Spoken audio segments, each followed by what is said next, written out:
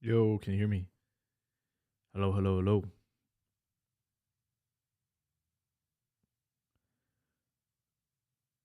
Let's do this.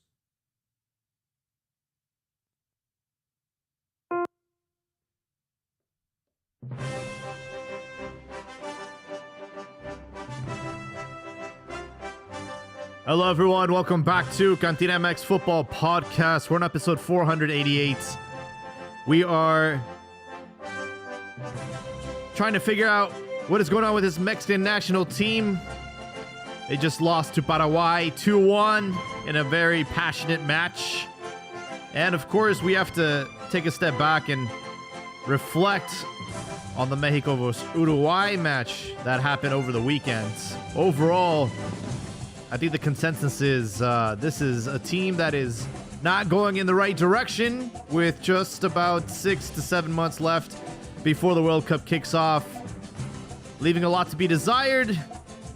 And I think we might have to break the glass in case of emergency and remove Javier Aguirre from post. That ain't from me, though. Remember, we are live on Twitter Spaces. We are live on YouTube. And of course, if you end up catching a recording of our episode, leave some love in the comment section on Spotify. With that being said, welcome everyone to episode 488. The big story tonight, Mexico loses to Paraguay. And it was not close. On paper, the game ended 2-1, but this easily could have been 4 or 5-1 had the referee not intervened with some of these goals that were disallowed. And of course, some divine intervention from Luis Angel Malagon. But overall, a lot of passion in this friendly. I think the referee lost control of the game very early in the match, sent off one of the assistant coaches for Paraguay. But, you know, I think the game reached a boiling point in that first half. And one of the things that irritates me about friendlies is like they're exactly what that is, friendlies. But tempers flare when the referee fails to control tempers and emotions, like careless tackles go through. And I'm not just talking about tonight's match, also the match against Uruguay. There was a malicious tackle against Gil Mora. It was worthy of a red card. And, you know, this kid's a teenager. What the fuck are you guys doing trying to do that kind of tackling on a teenager and a friendly at that? So I really was not happy with the officiating on either match. Going back to the Uruguay game, Marcelo Bielsa and his men did a pretty bang-up job against Mexico. Mexico really didn't leave anything on the pitch, man. And, in that match, it was in Torreon, and the fans were not happy because their hometown hero, Carlos Acevedo, was left on the bench. He was called up for this friendly, and Aguirre, sort of deftone, decided to call Rangel as the starting goalkeeper, and he was booed the entire game. And at the end of the match, the fans were saying, fuera Aguirre. They were yelling puto at the goalkeeper every time he did a goal kick. And this is our own country, our own fellow countrymen doing this to the Mexican national team. And maybe we can start there. I'm going to bring on Joel. Let me see if he's got his mic on. But welcome, Joel, to the show. What's up, Jaime? I'll give just a quick run. Yeah, talk to me, man. Quick rundown on what's going on in football. You said the story of the night. I need to be anal about this. It's just a friendly. There's far more important things going on. But we talked about, maybe 2 weeks ago, there was the assassination of Mexican Governor Carlos Monzon. Hope I'm not getting his name wrong. And things have escalated in Mexico since, just progressively worse, where you've had all these protests, even protesting in, I think it's Palacio Nacional, the Mexican White House. and a lot of like calling for the head of the Mexican president because she said, we're not going to war with the cartels. So that's kind of escalating. It's kind of we only mention it because how does this affect, Mexico hosting the World Cup? And who knows if things will get worse. And on the other side of the border, just I think yesterday and today, you had Infantino in the White House. It just looks so surreal seeing him right there, and then a big dinner today, and even CR7 was there. But one of the things Infantino said was he pretty much confirmed that he would let. I know this on this side of the border, but he would be willing to let Trump take away games or venues from cities. He was talking about, I think, Seattle not being safe. I was like, is Infantino even seeing what's going on across the border? And so that was just really quick on the political scale. I don't, we don't know, I would say, how, if that would affect, who knows? Hopefully things don't get worse in Mex and they calm down in time for the World Cup and we could have a good tournament. But the bad news was also in the morning. Jaime, remember under 17, and I know you don't like the youth tourneys, but that 5-0 ass beating by Portugal wasn't nice. His team showed some hope after defeating Argentina. They eliminated Argentina, and then they crashed out pretty bad. But I mean, they did their part, I guess. Got out of the group stage, took out one of the grandes. I can't ask for more. And then, yeah, like you said, you had the 2 international friendlies. We'll get more into that later. But for me, the bad news continued to pile on. So I had high hopes for Mexican coaches that had taken over Central American teams. First was Tena with Guatemala. They won their last match versus Suriname, but it just wasn't enough. I was doing some reading on some of their fans, and they seem, at least from what I read, they seem pretty, pretty like, I don't know the word, but they kind of understand where their team stands and what was achieved, and that they need to work more. They still need a lot of work ahead. And this is probably the closest they've ever gotten in shit. You're probably going back 60 years. So, I mean, it's some progress for them. And what they did at the Gold Cup and in these qualifiers is definitely showing some progress. It's just up to their federation to keep working and maintain that.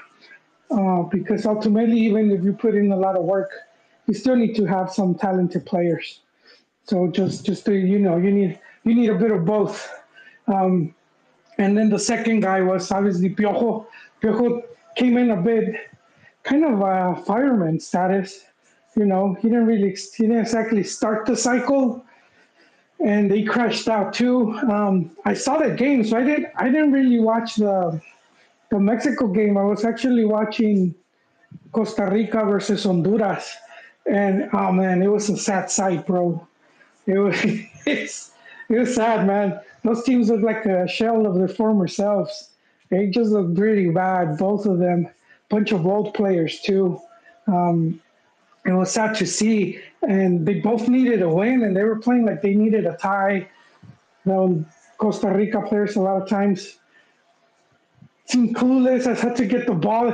They finished the match playing a defender as an attacker. Wow. And he almost scored too. He almost scored up a header. He almost scored. He almost got away with it. But Costa Rica needed that win to get into repechaje. And some of the fans and all that, I think there's shit. Oh, he dropped his phone. Hello, can you hear me? Yeah, we can hear you, bro. Sound like you dropped your phone. Wait, no, it was my earphone, but Oh. hold on. It disconnected me from the. Um, well, I'll just continue right now, really quick, and then I'll log back on. They both. Shit, I lost all my. I lost my train of thought. What I was saying. It's all good. It God happens. damn. What was the last thing I said? um, they both needed to win. I know they both needed to win to get into the World Cup, at least repechaje for Costa Rica. Um, but yeah, they're both eliminated now, gone. And I know it kind of sucks because I already see people attacking the Mexican coaches. See, I told you they suck. I told you this. And I say one thing to keep in mind: they didn't exactly take over good teams. Costa Rica team has been in decline since 2014. They've been nowhere near that what they achieved at that World Cup, and they've been steadily like just dropping in form. Um, and But Joel, Guapes kid, you don't have the yeah, three boogeymen. You don't have Canada, Mexico, or USA taking up I spots. know. You're right. You're right on that part. But then that's also like you've seen the rise of Panama, that they've been at it for a long time. If we go the way back to when they got eliminated, remember that Susi goal? So and even before that, they had already been putting in work. So Panama is one of the teams that came up, and then the Caribbean teams have always been tough. They're just very regular because they have very corrupt FAs. Um, but like Haiti, Jamaica, a lot of those teams have always been pretty hard, pretty difficult. And some of them, if you look at, they were giving a rundown. I think was it the Haiti. I shared that tweet with you guys. I don't know if you guys remember it. And this guy was breaking down where all these players were playing at. Like a lot of them in Europe. So it's not like before where they would just play in their semi-pro leagues, and a lot of these guys would, work in a bakery or drive a taxi. A lot of them are already pro players, and that's where kind of where the Central American teams get left behind if they don't if their players are not playing in better tournaments than just their home because their leagues aren't that strong. Um, but yeah, bro, I'll leave it at that. I'll let the other guys come in and chime in. Oh yeah, I was talking about the coaches. I said it really quick. That was just it. I mean, it sucks. Both of them are out now. Who knows if there's going to be ever some confidence to bring in Mexicans again going forward? Because I think this extended World Cup is going to continue at least two more two more. We'll probably see two more World Cups like that because I don't know many countries that are going to be able to host or want to do group. So you're gonna want to do sharing. But yeah, that was just my really quick recap of the goings ons. For sure. I'm going to bring on a bunch more people that requested to speak. But really, I want you guys to focus on the crowd behavior, right? We talk about Torreon and how the players complained, like, oh, we never play in Mexico. And now that we do, like, they treat us like shit. And that sort of behavior actually continued today. Every time Malagón touched the ball, he was booed. So we'd love to hear you guys' thoughts. Gonna bring on Ron, Habibi, and Abdias. Welcome to the show, guys.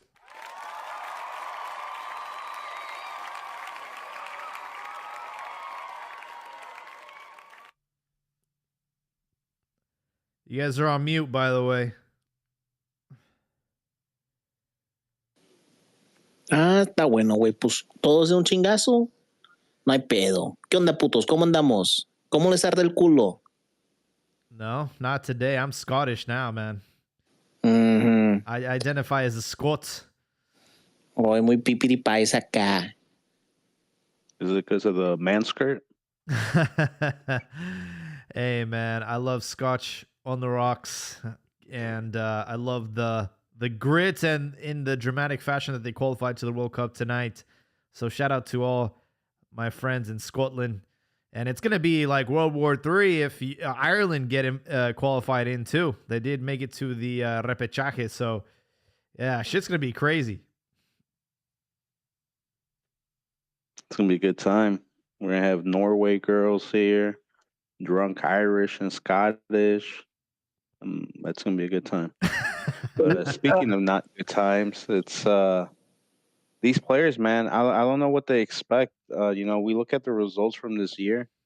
They lost to Switzerland, tied Japan, tied Uruguay, tied Ecuador, lost 4-0 Colombia.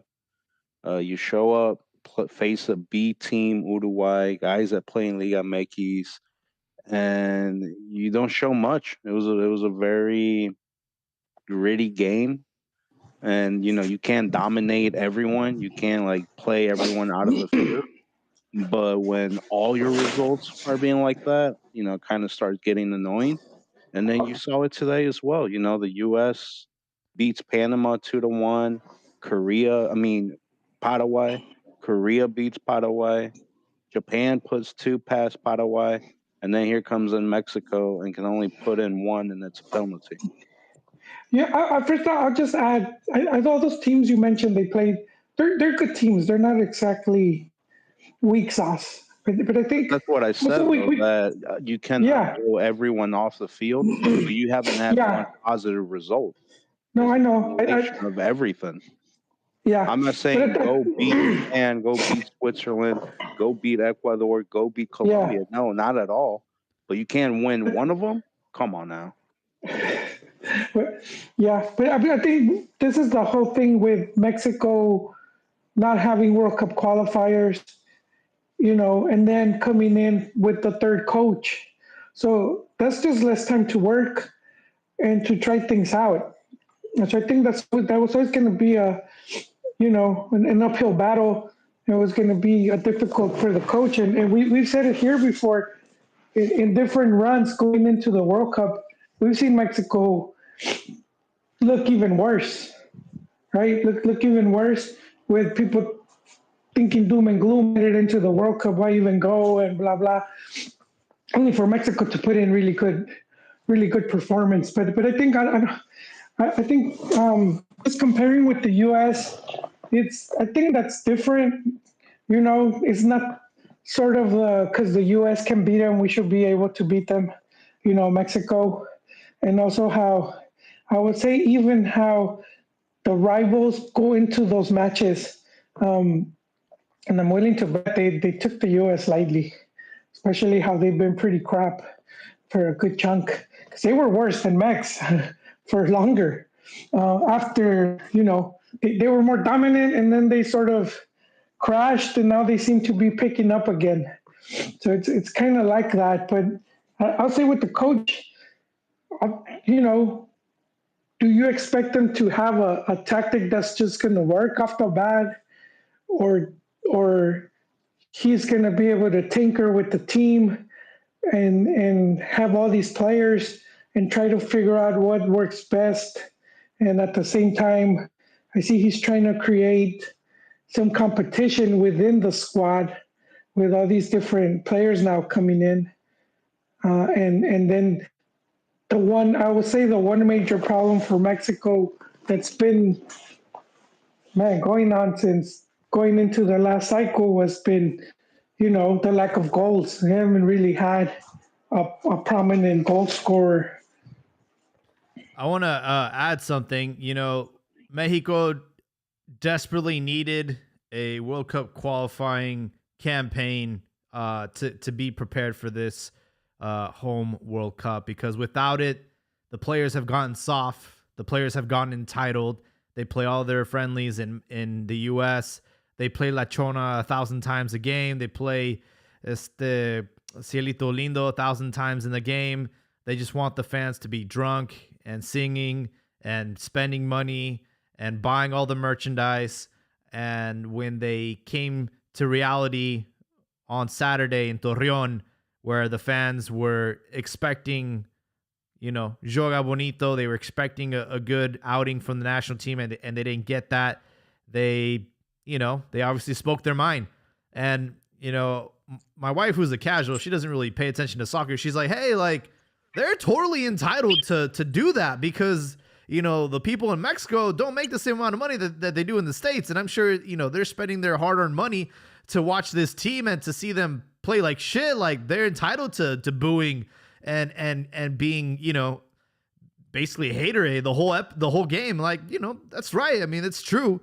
And I think, like, us not having really much animosity or much today and the game against Uruguay, we played against South American teams that already qualified for the World Cup, but they still came out to play. They played with grit. They played dirty. It's like, yo, we need that. And our players are too soft, man. They've been softened up.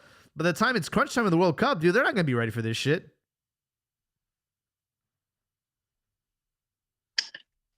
No, they're not. And I mean, I don't even know why they're complaining. In my eyes, treat it like an away match. Like, if the environment's hostile, use that to feed off it and like try to turn, the boos into applauses instead of like putting your little skirt on and saying you're hurting my feelings. Maybe Ron is right. Maybe losing Libertadores ruined this because you had Mexican players going to South America, disrespecting their national anthems, turning the whole stadium against you, like feeding off that negative energy, escaping the stadium in ambulances. And now you have players saying, "Oh, that hurt my feelings. Why did you boo us? We should never come back here." Sound like a bunch of pussies, man. And also from the people that it's coming from, right? The captain Edson Alvarez, who's got no fucking backbone, and Raul Jimenez, who's on the path or on the trajectory to overcome Chicharito as the all-time goal scorer in Mexico. Like, you don't want to hear that from these players. Like, what kind of tone, what kind of message are you sending to the rest of the team? Exactly. That's where you need your leaders to be like, mira, cabrones, la gente, they're against us, but we got to turn this around. We got to get this win. We got to get them on our side. And instead, you go to the microphone and you cry. And Raul Jimenez, you say he's about to catch up Chicharito. No World Cup goals, no goals in Olympics, no goals against top teams. He's living off friendlies and penalties against CONCACAF teams.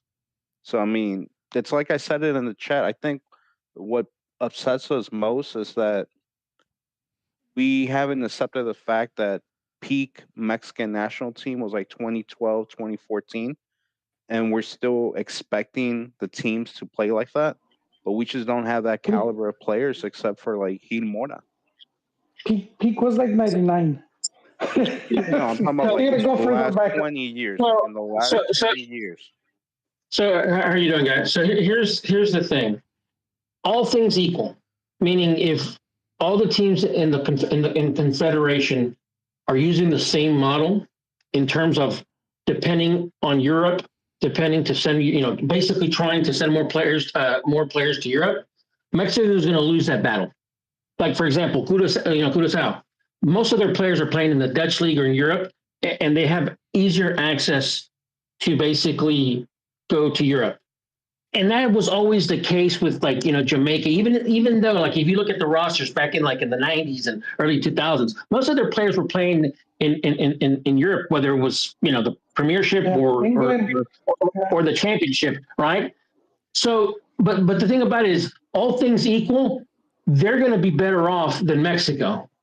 And I am still, you're not going to convince me because I've been able to compare. I've been able to compare what it was like when Mexico had a better league, a more competitive league, because precisely what you mentioned, Habibi, that they were in the Copa Libertadores and they were in the Sudamericana and they were in the Copa America, which they were constantly, they had to basically face adversity both on and off the field. And that shapes you. And for me, Mexico's been basically in a decline, pretty much for the last 8-9 years. And even to a point that Fueli made, Honduras has also been, in the decline. In fact, when they were, praising Osorio because he went over there to Honduras and won, let's be honest, that was one of the worst Honduras teams, that we had faced in a long time. I mean, even though, like, for example, Honduras. I know, I get that, but I get that. But the thing about it is we're not using what we have to its full potential. I mean, you're basically you've cut off, you've declawed the cat, and you send the cat out to the wild. You're gonna get your shit tossed, dude. And it's like it's no surprise that Mexico is not being it's not consistent because we have not been consistent both with the national team and the first division.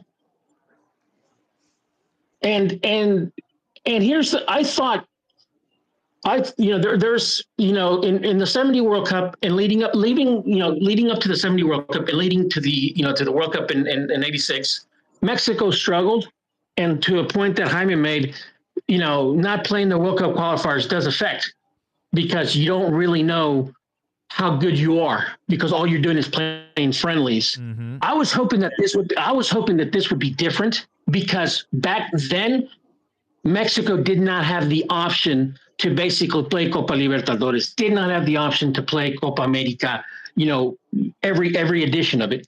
Now we have that, ability, but no, we're prioritizing, some tournaments. It's all that shit. And I think, for me, and another thing that I've said before is that, when you get better competition, you tend to play better. I've noticed that the competition just in general in CONCACAF has dropped, not just Mexico. I mean, they told us on the idea of you just need the players to go to Europe and play abroad, and that's all you need. No, yeah. People bought into that. They hook, line, and sinker. They bought into that. That's why they're always crying when a player isn't sold for peanuts to go to whatever fisherman league in Europe. That's why you have fans up in arms. If a player returns, Europe gives you what we're complaining about the players. Their complaint that they want it to be nice and comfortable. By going to Europe, you have relegation. Your job's on the line. If you get relegated, your contract's gone. Look at what happened to Cesar Montes. Got relegated, then he got sent out to Russia. You have a lot more pressure from the fans as well. It's not like Siboldi, he said it with Mazatlan. We got quote unquote relegated last year, and 80% of my players have their contract. There's no consequences. But you had those same players are the same players that. I'm not pressured. But see, the decline of Mex's national team has come aligned with having more players in Europe. All of the big success came with homegrown talent. So all that stuff that all those players went through, where was it then? It hasn't manifested. I've yet to see a more heavy Euro side surpass what the home side did. They haven't been able to do that. As well, though. To be fair, who's in Europe, though? The relegation in Liga MX was pretty much... Nobody's in Europe. We don't have any players in Europe, though. That's the thing. We don't have any players. I know, but since they've had... Because it used to be one or two guys, like one Gio? or two. We have before Johan it used to be like Vasquez, just one. Raul Jimenez, and then technically Edson, but he's in Turkey. Can I say something real quick? Sorry, I don't know. I didn't mean to cut you off, Paul. I don't know if you got a... No, it's all good. It's all good. Thank you. The whole excuse thing for like the players not liking people booing them, I think it's bullshit. You guys have not earned... you haven't done anything to earn the respect of an old champion to say like, oh, we should trust these guys. They haven't done anything. Today, I think the Pochos were booing them in San Antonio. Yep. So like, what's next? Where are you gonna play next? in Israel, in Canada now? Like, you got no place to. How do you justify yelling "puto" to your own goalkeeper? Dude, they've always done that. It's only a problem now. Yes, it's only. And they've done that to. I've never seen that to the world. In the stands, that's always happened. The thing is, it's very simple. Don't be Mexico booing its own goalkeeper. It's become like unscrutinized now because they're sucking, and it's not just Mexico. Like, I'm not to go off topic, but Gattuso with Italy, they're on the verge of missing the World Cup. Do you know what he said today? He said that he's blaming the African teams in FIFA. What? Pero no está blaming cuando pierden 4-1 on Norway. Do you see what I'm saying? Like, same thing with Pochettino. Pochettino said that, hey, like, you guys are too rough on us. You guys are criticizing Piojo in Costa Rica. No, the game evolves. You need to evolve. Like, yes, the fundamentals say the same, but like the athlete, it's in the NBA. It's now a 3-point league because of Steph Curry. Like, the game evolves. And what I see from Mexico, actually, real quick, Uruguay match, I enjoyed it. I thought it was a gritty, tactical match. I think that Raul missed a couple easy ones, and today too. That's maybe he's kind of like he's letting off some of his frustration. He's not in form. But I thought the Uruguay game was much better showing today. I don't know what that was. It just seemed like he was like just throwing shit against the wall. But too many subs.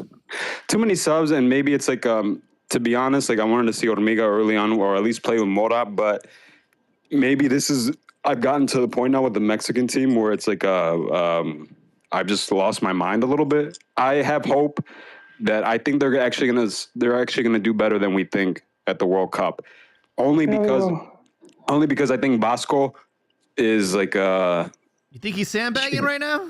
I think this. I think that when it comes to the World Cup, he'll put in the guy that is not like the sexy move, but might just be enough to get us to the quinto partido. I'm not saying that they're going to do anything, but I think they'll do better than what we think. But to be honest, I think Mexico, like we summarize always, it's Mora and the Stooges basically. Like we don't have any talent. We're not developing talent. I know we talked about youth academies before, how to fix this shit. This shit's like it's a house of cards. It's all come down, and I don't even know how you would fix it, but I don't know.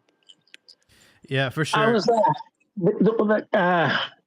I've heard a couple of you guys, talk about, the players not having the basically the mental toughness to handle criticism, and one of the things that I've caught on, watching a bunch, or listening to a lot of the podcasts, whether it's, Ricardo Peláez, Fútbol de Cabeza, or like, for example, the one that I just, listened to a couple of days ago with, what's his name, Raúl Sarmiento, where he had Antonio Moreno, which really good episode. In fact, Moreno actually really goes into detail with the Cachirulas. But Raúl Sarmiento and Antonio Moreno were talking, and they were precisely talking about the conditions that the Mexican players, the Cachirules players, were facing in Guatemala. And I thought it was hilarious because he was talking about, Raúl Sarmiento was saying that he was actually the only Mexican reporter that was sent to cover those matches in Guatemala. And he was talking about the field conditions, like the locker rooms had holes in the walls and shit, and you had the Guatemalans basically just sticking their cocks in there and pissing on the players. And I was like, God, and I remember shit like that. And then like I remember comments and I remember comments like Ricardo Peláez was talking about like when they were going to El Salvador, they were fucking throwing pepper spray capsules in there. And like the players had to run out to go to another like place, but then they was like getting, barricaded with those damn savages over there. And and that's like, I'm thinking it's like, that's what the players back then had to deal with. And you're right. And now you have fucking players. And I was really disappointed. It was like, oh, please don't boo us. That hurts our feelings. It's like, you got to get a fucking little tough, bud, Yeah, no, it's embarrassing.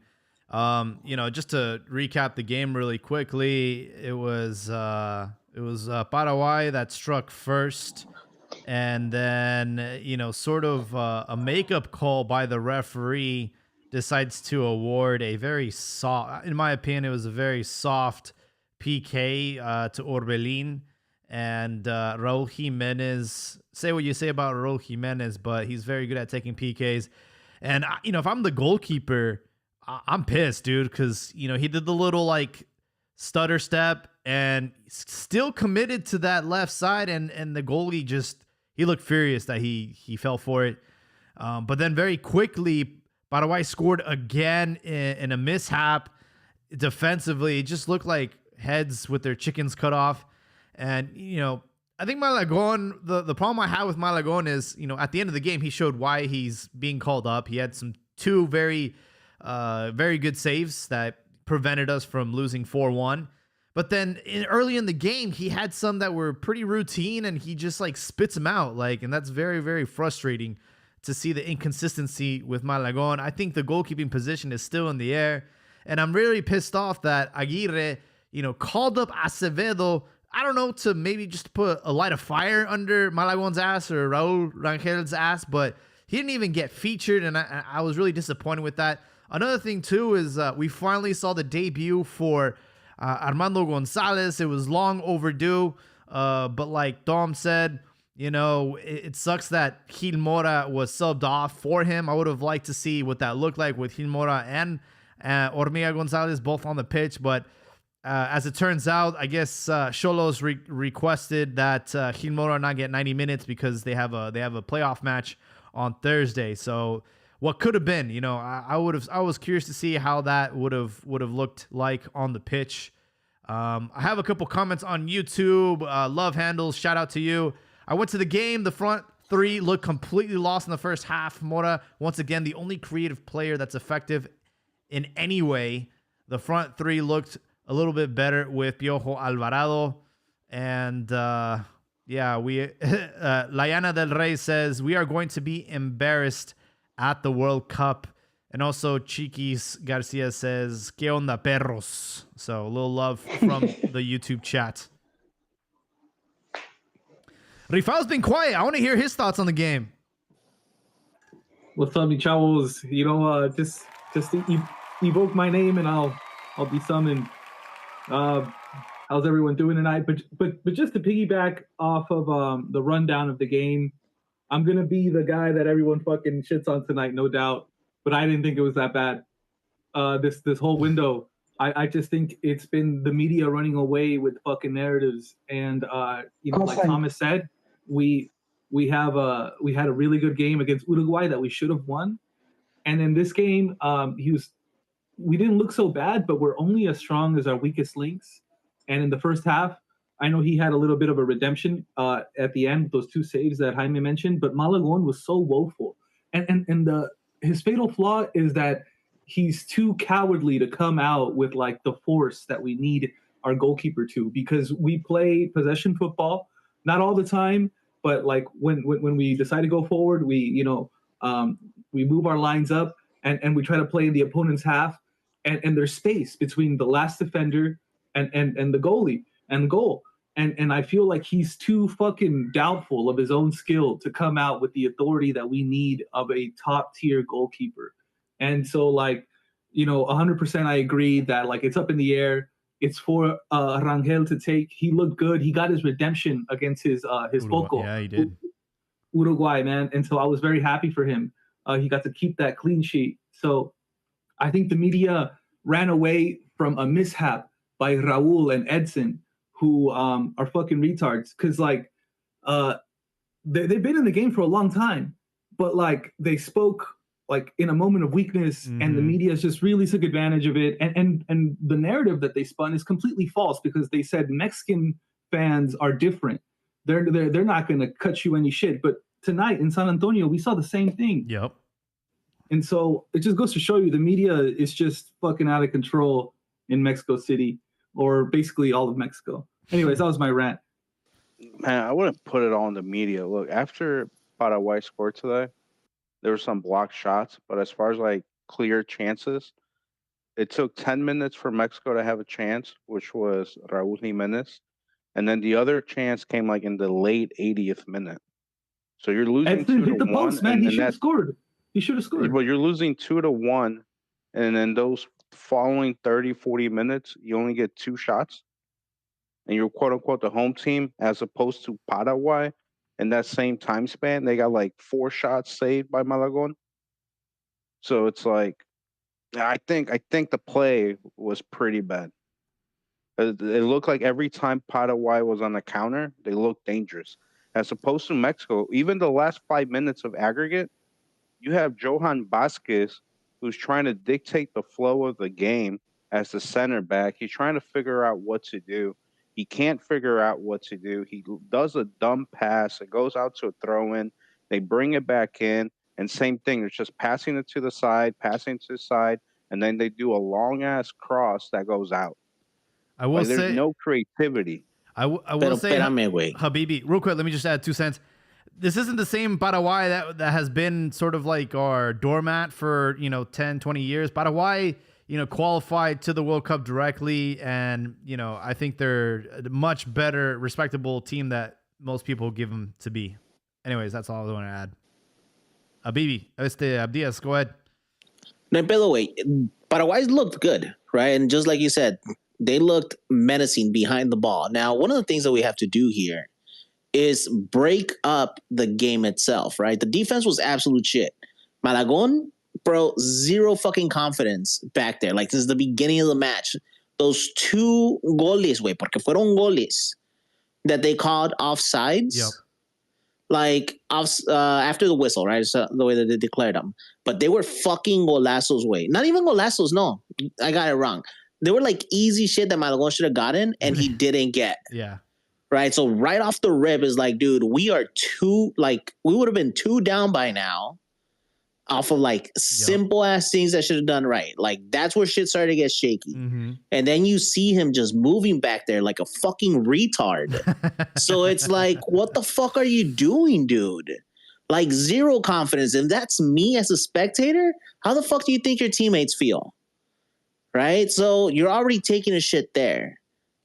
But all his teammates are America. So it's like, they got his back. So it's a welcome home party.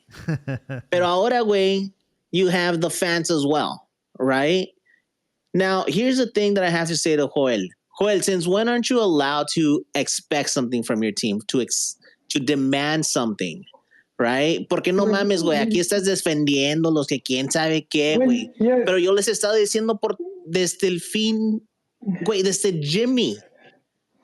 Les estaba diciendo que no íbamos a valer verga. Luego they called Vasco y les dije, güey, forget 2026. Think about 2030. Y ahorita que están enchilados, que no están entrando los chavitos, es porque no van a estar listos hasta el 2030, güey. No mames. No, they could be there. They could be. I'm going to say one thing is criticize, because I think a lot of the hate should be geared for the Federación and not the team. Pero no mames, güey. No mames, los jugadores le tienen que poner huevos. Le tienen que poner huevos. ¿Y sabes qué es lo que no hacen? No le ponen huevos. No, I think they have. I think they have. Nah, dude. Mira, güey. Mira. I don't like to get personal, güey, but I can hear you on mandilon duty doing the dishes and the fucking dryer, okay? That's why your headphones fell off. So, ¿dónde están tus huevos, güey? Métele un putazo a tu vieja y dile que se ponga a lavar la ropa. I told you guys, I've seen this movie before. I've seen this movie before many times. Wait, we have too. And you don't act like it, man. You guys are all Chicken Little. The sky is falling.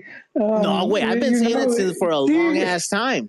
But it's not. Yo te he estado diciendo, güey, vamos a valer verga aquí. Just like the point that I've said, why is Mexico being punished for hosting a World Cup? I've been saying this for over a year. Y me dicen que estoy pendejo. I said we should have gone abroad to play other tournaments the same way Qatar was allowed to do so. Y me dijeron que estaba pendejo. Entonces, aquí estamos. For different reasons. No, because now we're looking at the crop. Now we're seeing what it is that we have sown. And guess what? It's fucking shit. But I would say this, a lot of this is with the league. Once the league owners, they got out of Libertadores. They decided to play League's Cup, and then they Entonces, increased the foreigners. Primero era pecado de la federación y ahora es pecado de los dueños. But they're the same. The dueños is the federación. When they do the federación, when they do the meeting, it's all the club owners that show up. And they're the ones that they vote on these issues, that they all came to agreement on a lot of these things. And ultimately, I think they saw how it affected when they upped the number of foreigners. Because I mean, I do agree bringing in quality foreigners helps, but out of all of the ones they bring in, they're not all top tier, man. A lot of them are trash. A lot of them we don't even know they were there. It's just you can see the list at the start of the season. Medio Tempo used to punish. Stop talking about Billy Alvarez. Stop moving goalposts. Like what Billy did, we all know what Billy did, okay? Like it isn't just him. It was a bunch of people, but I'm saying there's a reason why Veracruz got disaffiliated. But you know, like I think they started correcting course, and we've been seeing results. We've been seeing, you know, a good crop of young talent coming in and making and pushing their way in, and we see Rifado does the weekly update, and you see how many youth players are not just getting playing time, but becoming key figures in their teams. So I think it's just going to take time, but I don't think this selección is bad. I think people are just ignoring how football has evolved, and it's pretty even now. It's not like it used to be. So we're seeing Italy could potentially miss out on a third straight World Cup. That used to be unfathomable, man. You would not think Italy, one of the most winning teams, would be on their third, you know, on a third strike. That should be 12 years without a World Cup. You know, you see Germany fucking blowing chunks at the World Cup, getting eliminated at the group stage. I mean, we're seeing shit that before was just not. You thought it was impossible, but now you're seeing these teams just how close together they are. Brazil, we saw Brazil. Brazil suffered so much, they broke their tradition and went and got an Italian coach. So I think that's with Mex fans somehow expecting Mex to always be at a certain level. And well, Joel, we definitely expect better than what we're seeing because Javier Aguirre was nominated for Coach of the Year. Didn't he come in and didn't he help straighten the ship where one of the main things that had Mex fans crying with their panties in a bunch was that they couldn't beat the U.S. He comes in, he beats them twice. He wins the regional tournaments. I mean, now you guys want him to be king of amistosos too. And it's like, well, he has to experiment sooner or later. He needs to try out player combinations, try out tactics. And there's going to be a lot of times when you try it out, you're just going to shit the bed. Miran was talking about. When's the last time we won a fucking game, dude? It's been like 5, bro. It's been like 5. No one wants him to be king of amistosos. You guys do. You do, man. No. Want him to be the formidable opponent outside of CONCACAF. Well, because those games are there that something, bro. Germany, you just can't. He's faced Brazil, Argentina, Switzerland, Japan, Ecuador, Uruguay, Colombia. Hasn't beat one of them. One. He just came in, bro. You guys act like he's been here for years. Beat 5 of them and lose 5 of them. One. You guys went from saying Mexico's trash, they're not going to do shit, to now expecting them to beat the best teams. One game. Out of all those opponents, you couldn't beat one of them. It takes time, bro. It takes, you don't always come in. It takes time. Yes. Wake me up in 30 fucking years. Yes. So no, it could take. Well, I'm just going to finish my point really quick. And it kind of goes to something you were talking about earlier about how you saw the team and you didn't see them that bad, and I think you're seeing past the result. You know, you're looking into how you know certain plays and whatnot. And then this was in a podcast with Pelaez, and he was talking about La Puente, you know, recently passed, and he was saying how it was like the last match, I think, or one of the last match of the regular season, and they go up against Chivas, and he changed the formation, and he said they got their shit pushed in. You know, they lost pretty bad, and at the locker room, he said he was expecting La Puente to like lay it on them, and he was like, "Hey, that was a great game. You guys did what I expected," and he was like, "What the fuck? You know, we just lost." And he said later on they end up facing Chivas during the Liguilla, and they whoop Chivas. And that's kind of like sometimes when you set up certain tactics, you want to see how that's what players are gonna But you do don't see good it or from do bad. Aguirre. Who's That's gonna my, like? that's my I biggest think criticism you with guys him, aren't though. seeing it. Well, I think you guys aren't We seeing it don't. because We're not seeing any kind of groundwork. We're not seeing. I You think know. you guys are result based. That's why. No, no, no. Like, No, you hold see on. the No, no, wins no, and not stuff, results. I Not don't want to results. defend you. But wait, no mames, are you telling me the attack didn't look better? The build-up play didn't look better? The defense was hot shit. Let's look past that. All right, we got our shit pushed in. Now let's try to salvage what we can. There's nothing He to looks salvage. pretty good. Orbelin was making decent runs. That weird like offset that he had going on in the midfield was working for him really well. Ruiz was fucking busting his ass coming back and forth defending. I love that. Like there was good things that happened within that match. Are you talking about tonight, bro? Tonight. Bro, there was good things between minute 34 and 38. And that was when they had some tiki-taka going on and they were passing the ball, knocking it around. They created a dangerous play out of it. Outside of that, I don't know what you were talking about. Mexico had 71% possession. It did nothing with it. They still got outshot. 14 shots, Paraguay, 9 Mexico. And they weren't even like quality shots. 7 of 4 on shots to target. I mean, come on. How do you have all that possession? They don't know what to do with the ball. 80% possession. It's a comfort thing. And just side passes, back passes. Can't create any real danger.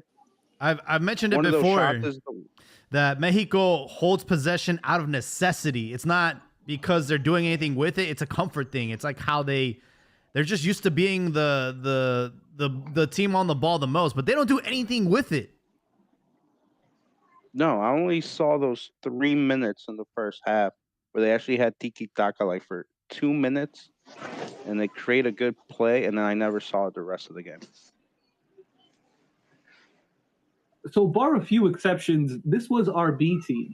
You know, Malagon, Raul, Edson, but Edson was in center back, which I wanted to see. And there was a few moments when he drove the play forward. I thought pretty well. Sometimes it kind of backfired on him, drew a few fouls. But like we obviously had a lot of fringe players given a shot, and there's some questionable call-ups, and we have injuries as well. But like to the questionable call-ups, I thought like the era in which players were imposed was over. But if you look at this batch of call-ups, we have Alexis Gutierrez, we have Kevin Alvarez, we have who else is from Club America? Chiquito. No, we also have we do have Chiquito, but Rodriguez. I think those two guys have earned their place. But also we have Acevedo called up, and then we have a game in Torreon. Like I'm wondering if like I don't know favors, Caballero favors are happening. They were just trying to sell tickets. I don't know, Damn, but like that's right. I have no idea. There was a No.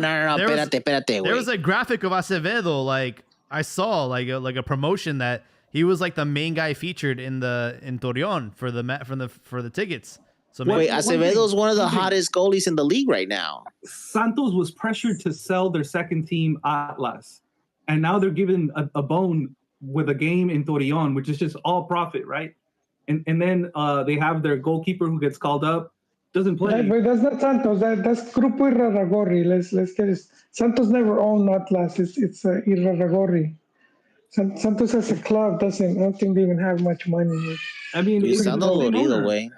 Isn't it the same owner? I know, but it's not like when you say Santos, it kind of seems like they own it. Like Santos is owned by Grupo Irarragorri. Do you know what I mean? So that ownership group was pressured to sell one of their assets. They get to keep the other one, and then now they get this gift with this friendly match, which is just a lot of profit for that organization. They got to get a call up for their star player, and then you have a bunch of muertos from Televisa who get a free ticket, and they didn't even feature. Kevin Alvarez featured, but he was just like I don't know, uno menos, like he contributed nothing, and it's just to me like I don't know, it's not enough to like really warrant like a real accusation, but like I wonder is what I'm trying to say. Conspiracy theory hat, InfoWars, you know. Wait, you wonder that conspiracy guy, but I just think the team sucks. Like the roster, this crop, it's just not good. I mean, like you get rid of those guys, who are you gonna bring in? I think there's hot players that aren't getting called up. Brian We Gonzalez. just spoke. Yeah. Cotorro, Ledesma. We have Fidalgo in the back burner.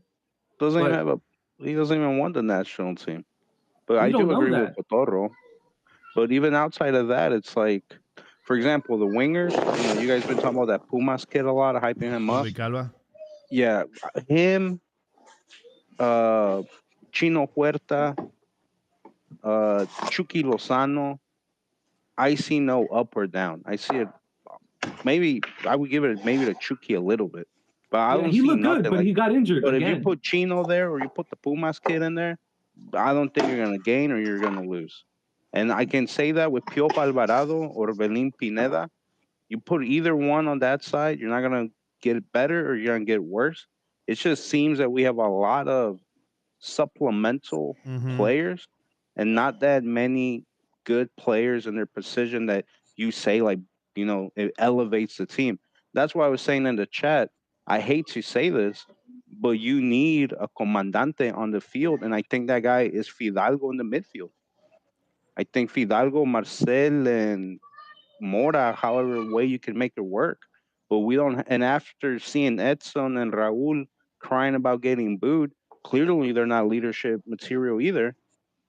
We need more leaders on that team. Marcel looked like a lost boy today, not like the kind of Marcel that we see in Toluca. He had like a really bad blunder in the match, and luckily it didn't end up in a goal. But yeah, I don't know, man. He's just one of those players. Might just be a club player, not a national team player. Marcel's not going anywhere. And we're going to see a midfield three with Marcel, either Lira or Edson. We might shift Edson into the back line. And then that third spot is up for grabs. Could be Chiquito, could be Mora, could be Orbelin, or Charlie even. But I know he wasn't called up this time. Hey, would you guys ever see also on the national team? He's hot. Hell yeah. I want him on the team. But I like I said, there's a lot of hot players that are not getting called up. I think Del Villar, starter, Toluca, under 20 years old, center back, he should be on the bench for us at least. Not a fucking sniff.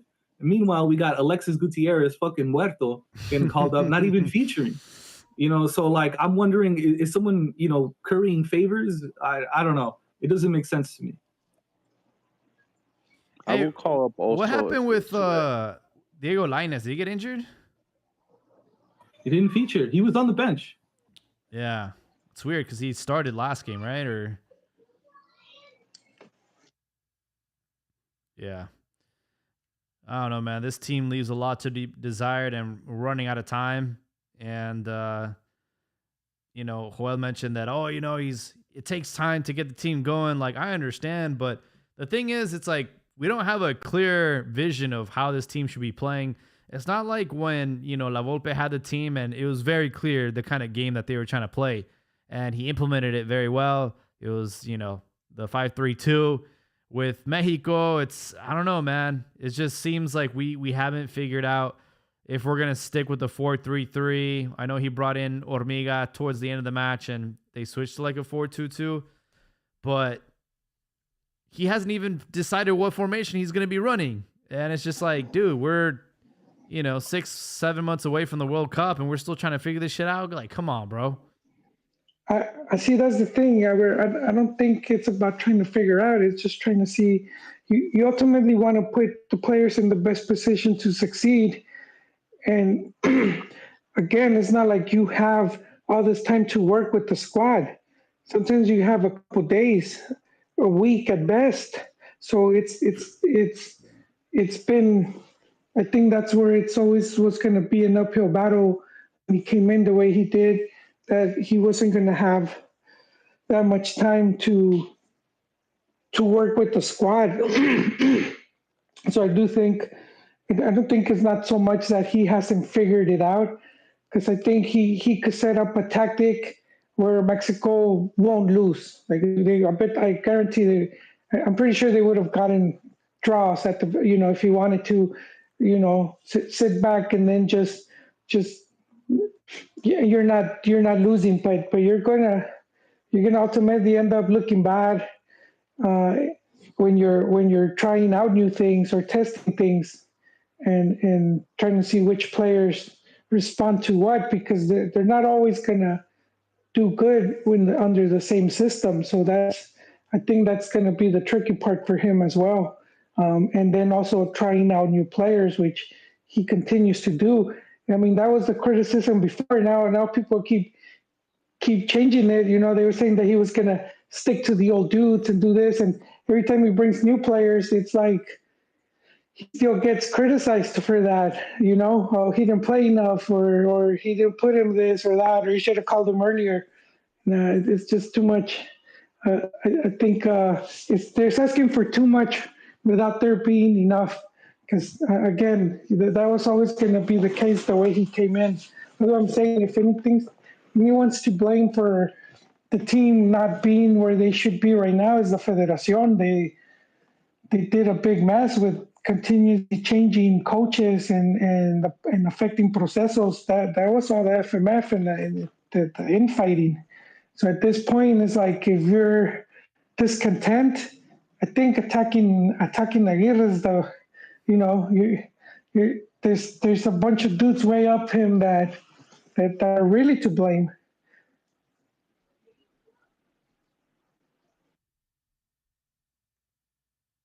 It's very interesting to see the tide turning from the media, because Aguirre, this is his third time around. He knows how to control the media. He knows how to, talk to them in a way that's, more of like a buddy type of thing. But I'm just waiting for the day that, they go heel on him and he's going to have to, get fired. I don't think he's going to get fired. I don't think he's in danger. But, these last two games with the fans saying the puto chant, I don't know how much pressure, FIFA's going to put on Mexico because of that, because it was the whole game, right? And, you being the host nation and seeing your fans react that way, like, obviously there might be consequences there. But is it homophobic if you're yelling it to your own team? Yes. Like, is it discriminatory? FIFA doesn't care. Yes. Well, I don't think it was FIFA. It was the sponsors. I think a lot of the sponsors in the U.S., I think they moved away from a lot of that stuff. But it was like all driven through social media, where you see, all these people, the online outrage, and they were guiding.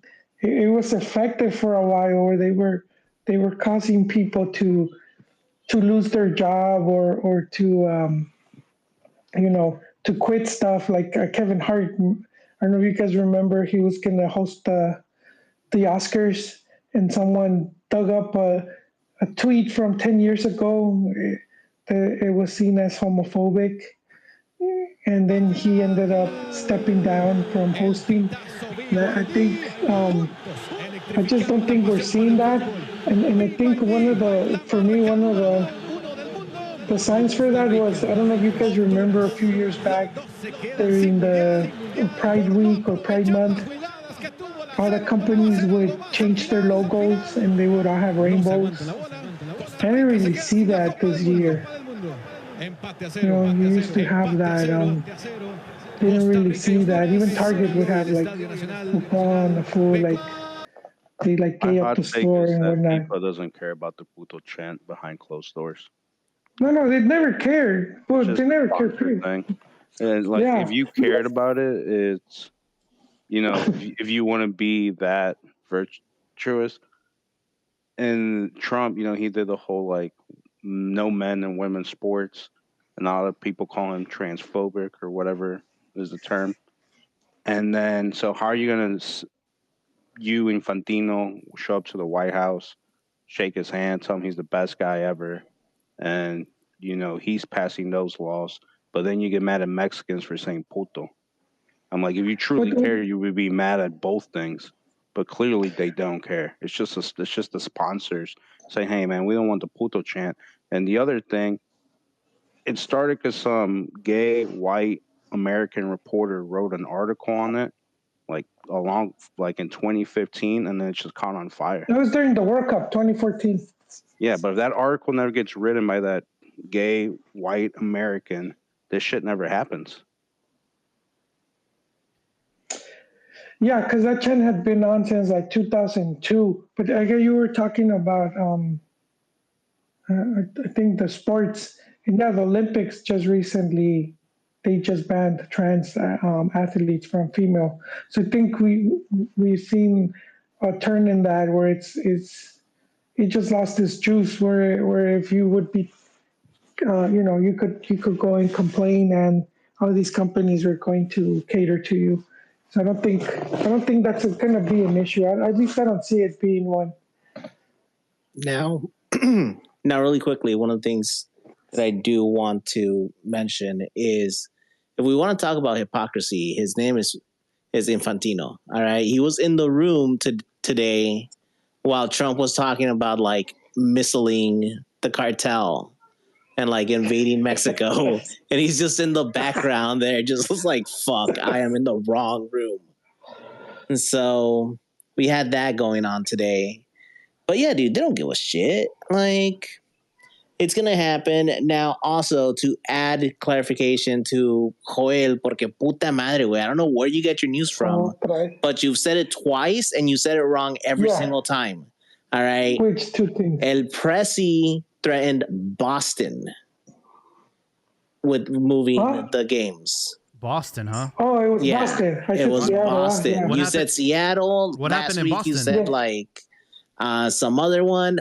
Just No, I just said Seattle. Boston, it doesn't like pussy down to ice, so they're not allowing them into the state. There's like a whole bunch of shit. Like the governor just isn't with the shits, right? And they're not afraid to fight because it's fucking Boston. Hashtag Spirit of America. So this Infantino move should come to no surprise. FIFA has gone into bed with the worst of the worst, from Mussolini, like the whole like Italy. I think 3P era of the World Cup was under the Mussolini era, or around that time. And then like the Junta era in Argentina that was boycotted by Johan Cruyff. He didn't go with the Netherlands. So like they've got into bed with all kinds of Putin, Qatari, slave labor, like, the list is long. And it should come to no surprise that he's going to go ahead and get into bed with Trump as well, because so long as it doesn't affect the bottom line, which is, profit, it's full steam ahead. I think he said they already broke ticket sales. He was saying something like that. So business is good. Guys, let me give you guys some perspective. This is an audio from the Costa Rica game. Final. El pitazo BYD. Juntos electrificamos la pasión por el fútbol. BYD, la marca número uno del mundo. Costa Rica, Honduras. Los dos se quedan sin mundial por no aprovechar las jugadas que tuvo la Sele, por no hacer algo más al final. No se aguanta la bola. Costa Rica se queda sin la Copa del Mundo. Empate a cero. Yeah, the visuals are pretty bad. They're like crying on the pitch. Hey, to put in perspective, I had some Guatemalans on my Facebook, and they were all crying the same way. Like this was our only chance in our lifetime to go to the World Cup, and we missed out. No U.S., no Mexico, no Canada. Yeah, no boogeyman. Yeah, and like they were like literally like crying, like uploading videos, crying, and they put it in perspective to me. I was like, holy shit! Like to us, like going to the World Cup is pretty much a guarantee. Yep. And for you as a fan to see this as a once in a lifetime opportunity and not achieve it, that must suck. Bro. Especially when you see like Haiti, Suriname. I'm about to say, bro. Imagine seeing Haiti and Suriname, and who else qualified from? I'm like, damn, Curaçao, bro. And then you got people like Joel saying that el piojo, el puerco no fracasó. That's a fracaso, man. I didn't say no fracaso. I'm saying you have to see how the team he took, Of course, it doesn't matter what team he took, You said bro. Haiti has players. It does matter. I think those 17 of the have players on their roster are valued at less than $800,000 on transfer. Here's the thing with Mexico, Canada, and the U.S. not in the picture, complacency sets in because there isn't that sense of urgency. So for me, the biggest disappointment in CONCACAF in terms of Central American teams has always been Guatemala, because Guatemala historically was one of the more developed Central American soccer cultures. Yes. And in fact, you know, the first national,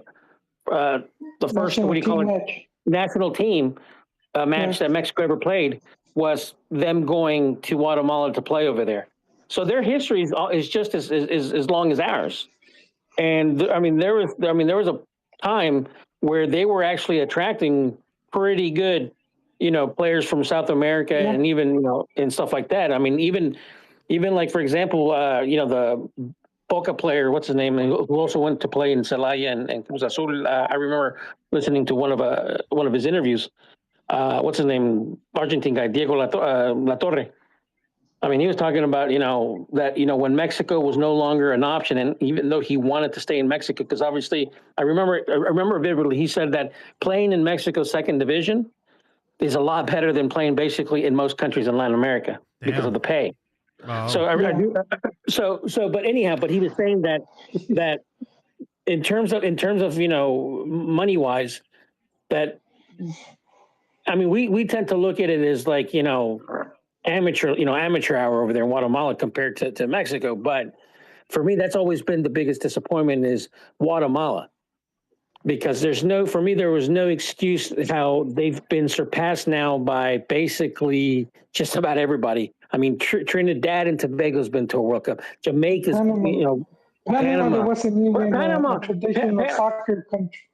No, Panama, my respects to them, because I mean, just 20 years, or actually 25 years ago, Mexico was beating them 6-0, 7-1, like it was nothing. Yeah. And then within like 5 years, no bullshit, within 5 years, these guys are constantly making the Gold Cup finals. So I mean, if there's going to be one team that I think is going to be the first team to win the Gold Cup outside of you know, Mexico, U.S. and Canada, you know, Canada's only, you know, won it once. I think it's going to be Panama. Wow. And obviously Jamaica's they've reached the finals of the Gold Cup as well. So I just, like, I think Costa Rica, you know, historically it's been Mexico, Costa Rica, then the U.S. And then basically, you know, it was always kind of like a fight between, you know, Honduras and El Salvador. But the Central American teams, man, if they don't get their shit together, they're the Caribbean teams, they're going to eat their lunch. Look out as well for Curaçao. Those guys are that Dutch influence. That's like a pipeline for the Netherlands. And I have to think that, like, that passport of the ability for them to go play in the Netherlands is going to be easy. I've heard Thierry speak about Suriname and also Curaçao and stuff like that. So I mean, obviously, you're right. They have that pipeline to go to Europe. I think we also have to take into account that all these teams are very physical sides with, like, you know, a lot of African players. You know, let's look at Panama, Suriname, Curaçao. What's it called? Jamaica, Haiti, Honduras. They all used to be like hacienda places with like plantation style life. Honestly, where are you going with this aircraft? These are the teams that are qualifying, and they're the no, yeah, you're right. Players, they're fast. That was kind of Ecuador too. They have the fast twitch muscles.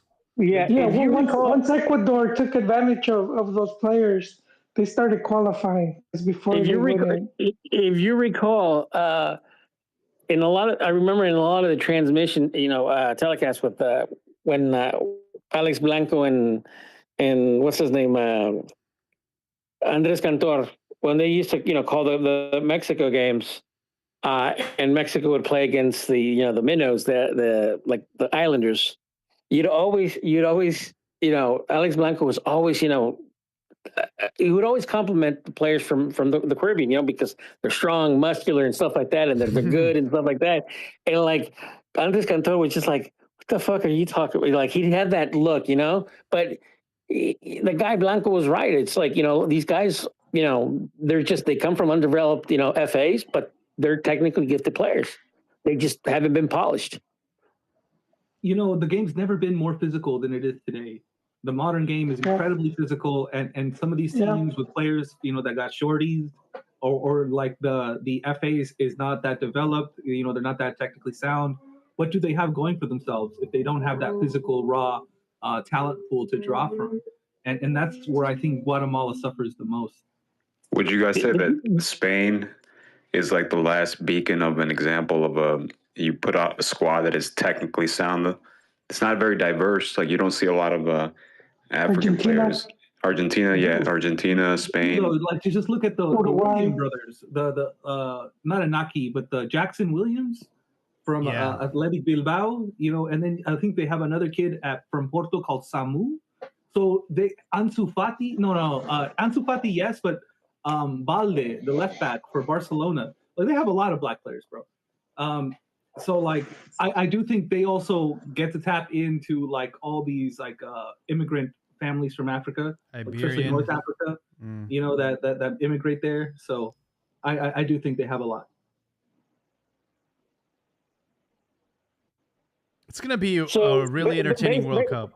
What the thing with Spain leading up to the 2008 Euro was that there was a preference for taller and stronger players. And then basically with, Barcelona breaking the paradigm of going for more higher IQ and more technically gifted players. And I still think that that's the trend in terms of, the scouts, opting for more technical and higher IQ players that are able to understand and adapt to systems. I think that there's going to be a point where there's just going to be too much overload, and the players or the coaches are going to have to go back to the basics, because I think that's, like, for example, the comment, the response that Loco Abreu made a couple weeks back, when there was a reporter asking him about section blah blah blah of the field, and he's like, "Wait a minute, hold up. I'm from the old guard. I'm from South America. You talk to me. The third half, the first half, the second. That's how you talk to me. Yeah, I don't know if you guys remember that, right? Yeah.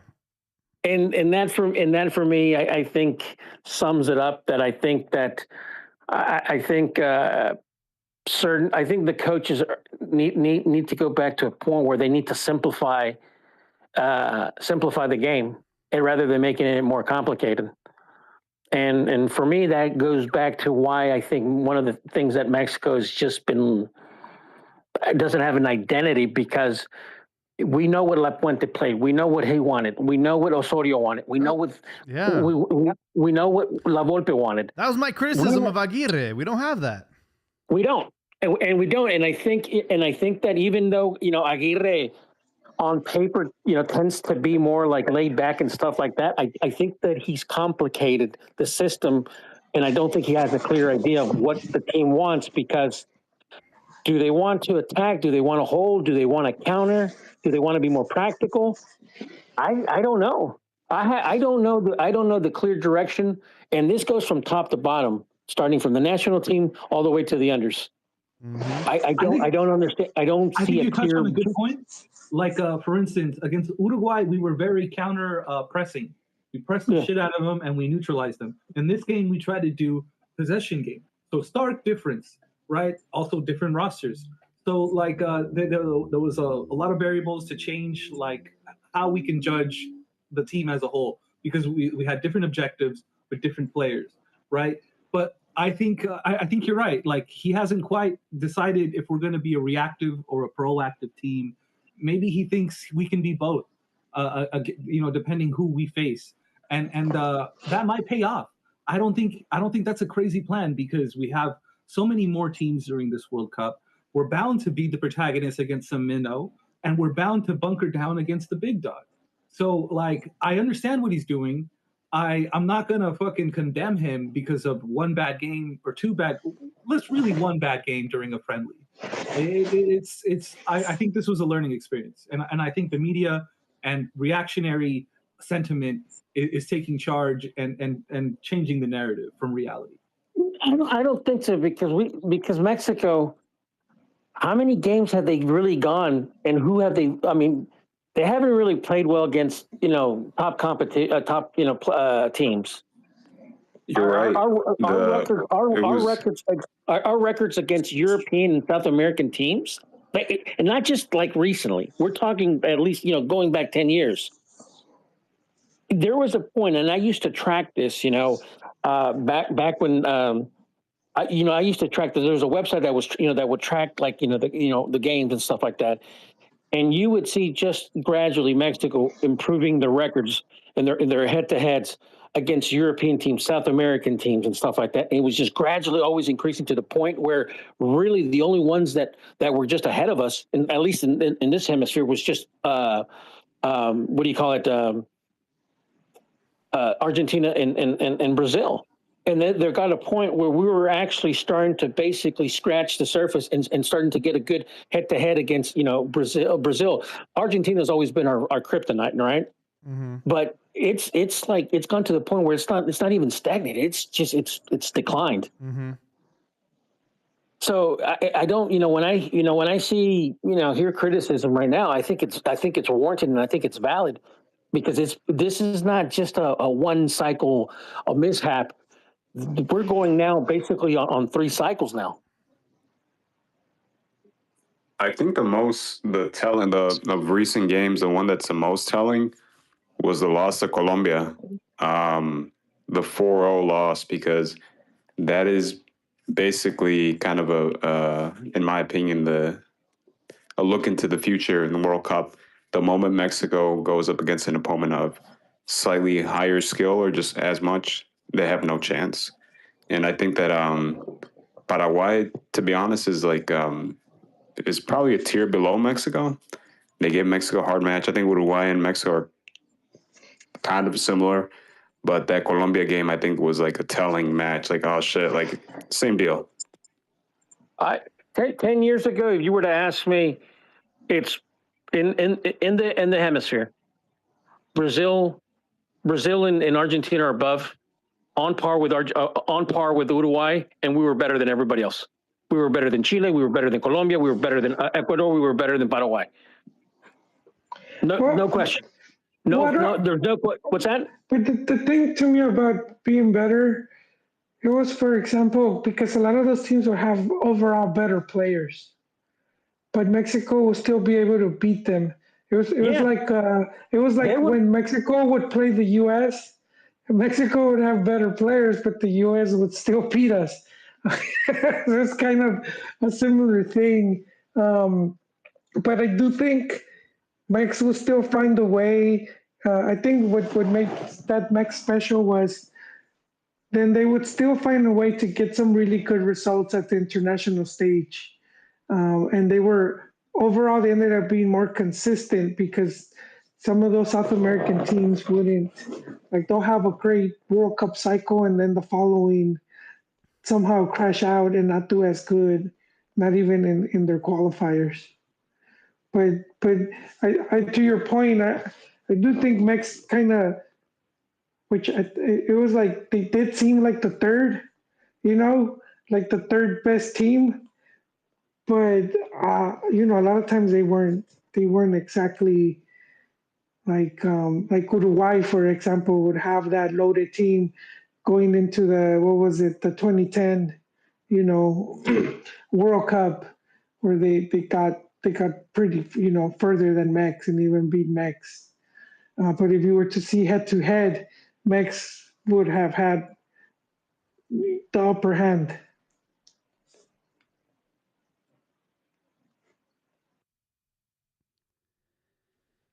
So where do we go from here?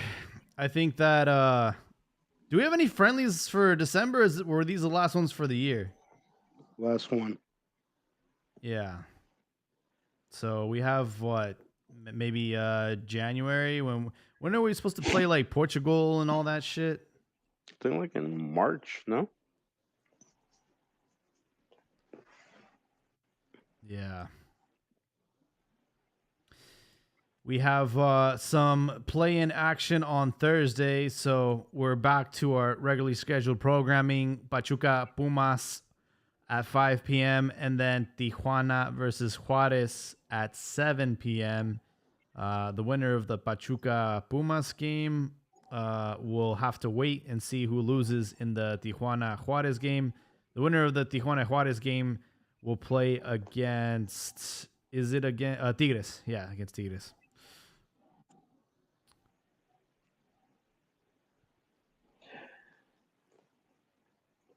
Sounds like it could be a great week for Carrasquilla. He breaks Mier's leg. He qualifies to the World Cup, and now he can win the play-in against Pachuca. Going to the YouTube comments, Diego Lara, Mexico needs to stop calling these bum-ass Chivas and Cruz Azul players. Pineda, Alvaro, Rangel, and Chiquete don't deserve to play for Mexico again. Cállese. Wow, dude. Well, if we're going to hate on players, my hate is Edson Alvarez. You come out and you cry about getting booed. Then the very next game, you have a clear chance on goal. All you got to do is rip it, and you take a soft baby shot, try to place it, and miss. And then instead of reacting and trying to get the team going, you drop to your knees, put your hands on your head like if it was the end of the world. He was the worst player for Mexico in the 2018 World Cup. He actually made the top 11 of the worst players of the tournament. In 2022, didn't show anything impressive. The reason he's the captain of the team is because he likes to get in players' faces and defend his teammates. But from a soccer perspective, he doesn't give you much. What's the best thing he's done? That goal against the U.S. in the Gold Cup final, where some fans thought it was a foul. But even still, that's the best he's done for the Mexican national team. It's the same way Raúl Jimenez lives off that chilena against, was it Panama? If right now, if I'm the Mexican coach, I bench Edson Alvarez. He doesn't give me nothing on center back. He doesn't give me nothing in the midfield. He needs to go back to Turkey, learn how to open up a Al Pastor taco stand or something, compete against the kebabs. I don't know, but I'm not starting him. Yeah, I'm not a fan of Edson. He took the gamble of going to Turkey and, Mourinho got fired or he decided to leave. So I just feel like Edson's career is sort of tanked, and how he has the captain's armband is beyond me, aside from He's just so limited, man. Marketing reasons. It's like Snyder said it. He passes it back. He passes it to the side, but rarely does he give you a quality through ball, or does he set up the midfielders in front of him to get creative, to get cooking. I just don't see it. I just see him lunging forward, following, stupid turnovers, trying to pick a fight, but doesn't give me any confidence as a captain. Even Rafa Marquez, who will get a red card every other game, gave me confidence that he would show up for the team as a captain. You know what's going to be funny? I'm sure Piojo has either resigned or will get fired, and his ass will be back in Liga MX tomorrow.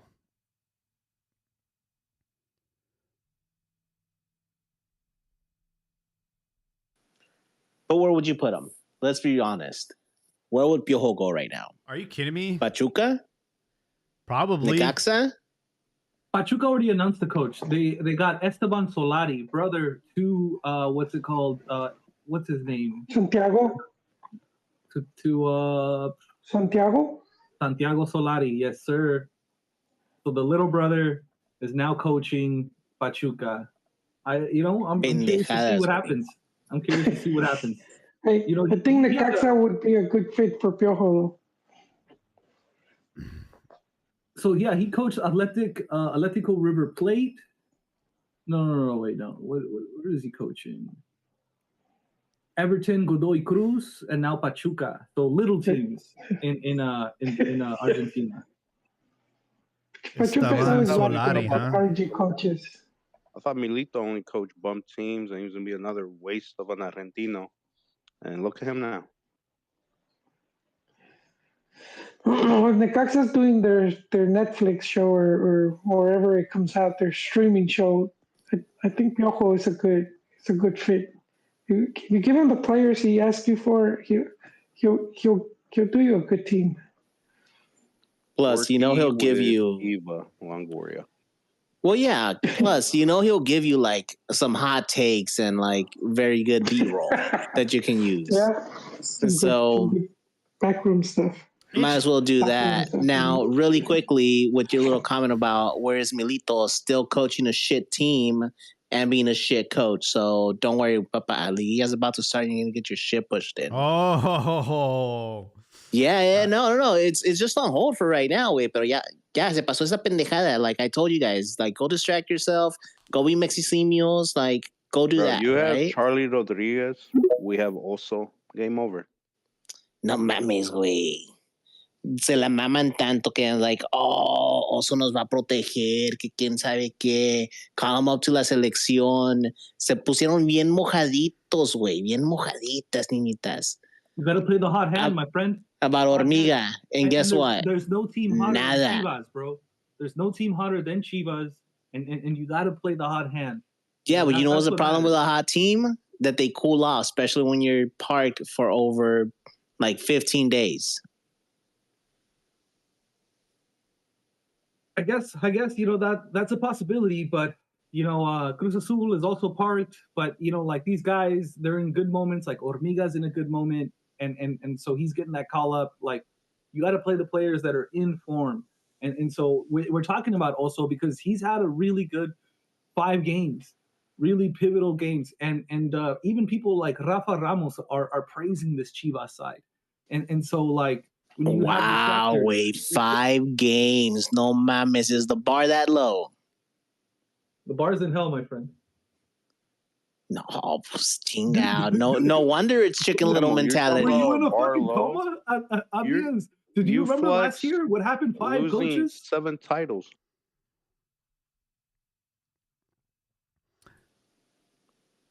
Diego Lara said the real mistake was Mexico getting rid of Jimmy. He did the best he could with these bum players.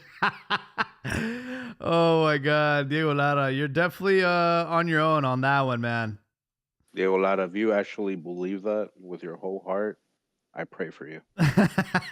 That's Joel's burner way. Yeah, that's Jimmy's burner or Joel's burner, somebody's burner. That's Joel. He got quiet all of a sudden. Now he's using this poor sock account. Ay. Porque no mames, güey. No one's out here defending Jimmy. That's like if you were out here defending Coca. Espérate, güey. I know some pendejo that does that too. Defends Coca. Yeah. Does his name start with a J? O-E-L? Hold on. Coca did win a doblete with Atlas, man. Come on. Shut the fuck up. Go back to your corner. Mission impossible, dude. Regalado.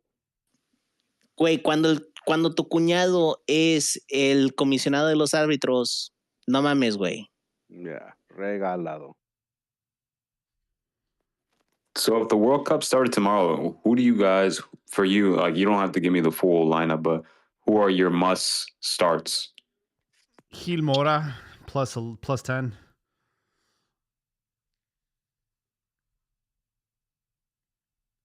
I'll tell you right now, man, I'm going fucking speed demons, bro. I'm going fucking Quiñones, Lozano on the fucking wings, Rula in the center forward, Mora in the 10, and then Marcel, Lira, center backs. You got Edson and Vasquez, right back. You got Israel Reyes, left back. You got Gallardo and Mateo off the bench. So, like, I think we found the most success being a reactive team. And I think if we just get better at that, which is what Aguirre thrives in, that's how he got to that Copa del Rey final with Mallorca and countless other teams, is being that reactive team. I think us getting better at that will be what defines our success. And if you look at some of our opponents, right, we're like South Korea, Japan, Ecuador, Uruguay, even USA and Canada, like Jesse Marsh, when we beat them, they were like, they didn't play like Mexico. They played heavy, they played harsh, right? So like when we were being reactive, we found success, right? We were able to nullify the enemy, but we don't have like prolific goal scorers. So we are lacking in goals, but we can be a good, successful reactive side. And our blowout losses have been when we've tried to play the possession style. So if we look at the Colombia match, they just tore us to pieces on the counterattack. Today, Paraguay, we were fucking lukewarm, and then they punished us with, like, I don't know, some stupid ass moments from Malagon. So my point is that like possession style, people are taking advantage of it, and when we're reactive, we've had more success. How did you feel about Hormiga's debut? Obviously, he only got a few licks in. He looked like jitter, like nervous. I think like the first ball he touched, he tried to do like a give and go, but he just put it to the sidelines. And then he did have a pretty big chance. It was a cross, and he headed it, and it went wide. So I feel like he needed more time to get adjusted. But obviously he looked nervous out there today. He should have started, man. Yeah, we already know what we're getting out of Raul Jimenez, so I wish Hormiga would have started today.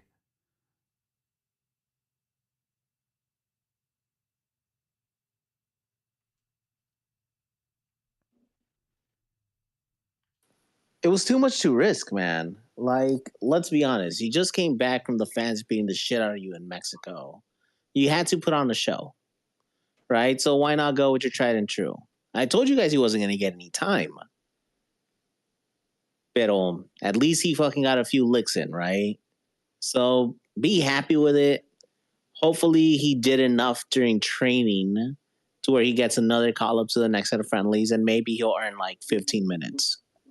I think he was too late in his introduction. Like by then, there were already too many substitutes on the field. The game had changed, lost its edge, and we didn't see anything from him.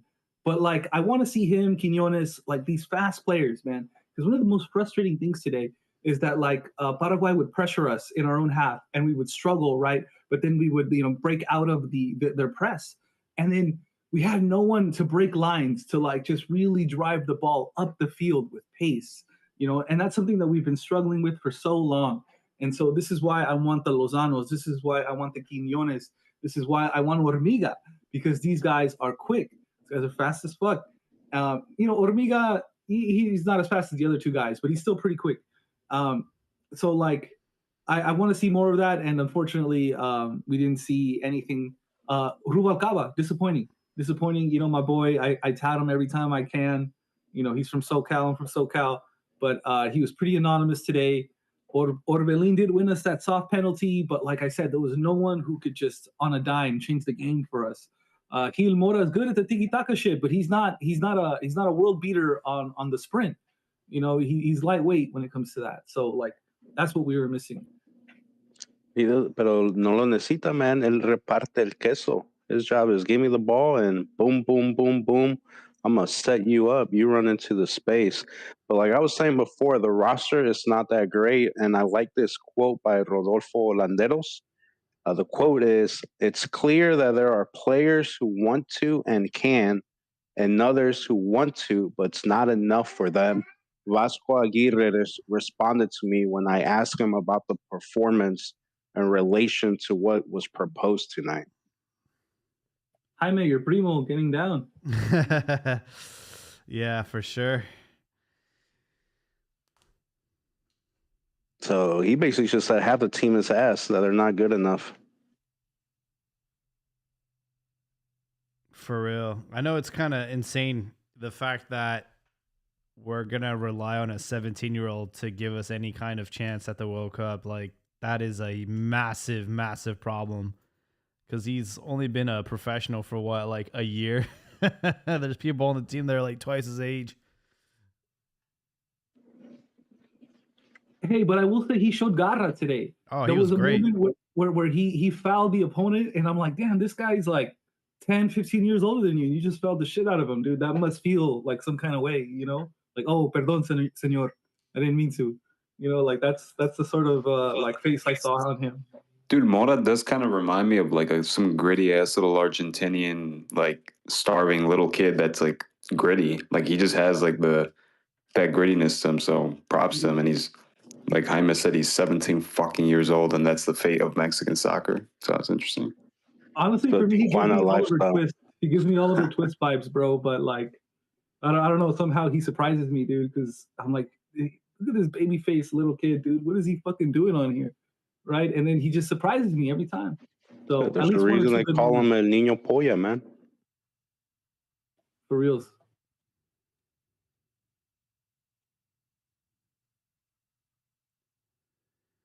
Well, I for one am glad that Mexico played the last game of the year. If that's the case, let's go back to Liga MX. Let's go back to the joy in the world. It's going to be a great Liguilla. Obviously, we have to figure out the last two stragglers that will qualify. I know with Mora playing and traveling, he might not be 100% for that game against Juarez, but even if they lose, they'll still have a chance to redeem themselves against that match between Pachuca and Pumas. But yeah, should be a good one. And heading into Thanksgiving week, we're going to have some Liga MX. So I'm looking forward to that. So what's interesting about Cholos is that they're right around the same place that Osorio had them about a year ago. And so El Loco Abreu, he's got this team running again. And I'm impressed by them. I should apply for one of these games. I think I'm going to apply for this Thursday one if it's not too late. It's probably too late, dude. I'm gonna hit up my Connect. Yeah. Yeah, they usually cut that off 72 hours before kick time, but who knows? As far as the Pachuca Pumas game, I mean, I have no expectations. Pachuca fired their coach, right? So is this Soleri guy taking over like immediately? They had a post on Twitter that said the start of a new era. Wow, so he's already taking over. That's crazy. Wow. Might have already been part of the works. Yeah, that's crazy. It's like when someone breaks up with you and then they're already with a new guy. You're like, oh, that was premeditated. Got you.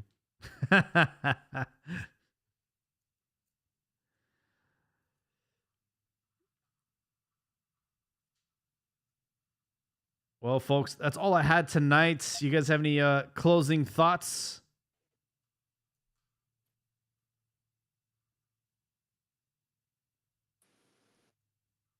You know what? All right, I'll I go guess first. Oh, okay, go ahead. Oh, no, dele, señor. Usted primero, por favor. Thank you, Kaisa. Thank you. All right, so I just want to go ahead and touch on some of the points we've already made, and that's that. First, I want to provide a rebuttal. I want to be the devil's advocate for Edson. I thought he had a good game. I thought he drove the ball forward in a libero style role, a ball playing center back role today, and there was a few times where he beat his man and like moved the ball forward like I don't know 5-10 yards successfully. Sometimes he would get fouled. Some other times I think he'd lost the ball. But I did see him as a positive force out there, and so I think he's going to find more success at center back than center defensive midfielder. I think we look better when Lida is there. And I think we look better when Chiquete is nowhere near the starting 11. Fuck that guy. And my Chivas bias is coming out a little bit. And then I just want to end by hyping up Orbelin, who got us that penny. We got that penalty because of him. And, which is good for him and his career for La Selección because he hasn't done jack shit for a while. So maybe he's turning a new leaf. I know it was soft, but, he beat his man. He got into space. And he won us that. So kudos to him. And then I just want to end on the point that Malagon, dog shit game from him. I know he had two saves, but I think the first big save towards the end, he was fucking looking away, dude, and he just put out his fist and he got fucking lucky. So I think he's a fucking yellow belly. I think he's scared to come out at times. He doubts himself, and that leaves us vulnerable. The sooner we move away from him, the better. Rangel, my next pick, but shit, I'll take Ochoa. I know he's more or less the same as him and like scared to come out, but I'm tired of Malagon and his blunders, his howlers at goal. So, anyways, thanks for having me, everyone, and have a good one. Thank you, Rifado.